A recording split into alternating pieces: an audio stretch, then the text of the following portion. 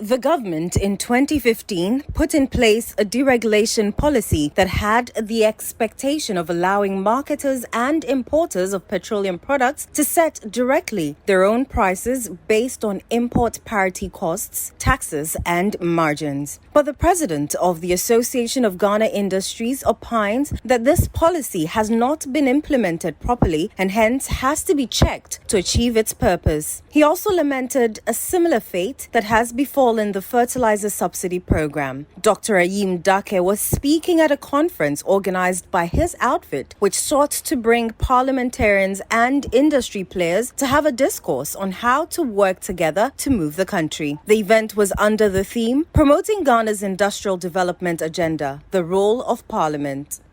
Deregulation is good, policies are good.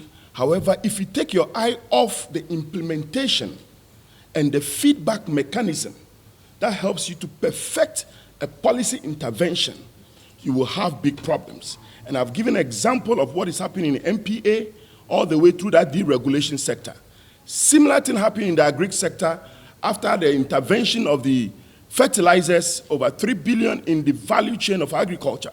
But from the aggregation stage to the storage stage and to the one district factory, we heard of how many paddy rice and soya bean and cashew nut that were exported in the primary stage and deprived us of the impact of the 3 billion and other interventions of one district, one factory, irrigation, planting for food and jobs, and so many.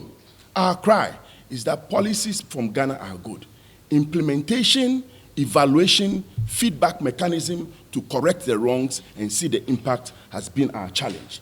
These two policies, I believe, if looked at carefully within the shortest possible time, will help it stir the tides and correct the structural issues that are militating on this inflationary basket at this stage. The majority leader, Oseiche Mensah-Bonsu, on his part, however, explained what goes into the implementation of a policy. The matter relating to policy is something that I agree with you on. But who fashions the policy?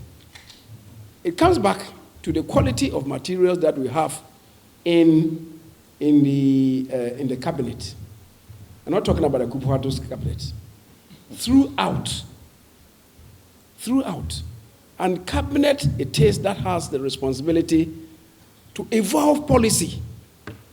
And the policy will come to Parliament just for maybe alignment with the programs to see that the programs and projects fit into the policy of government.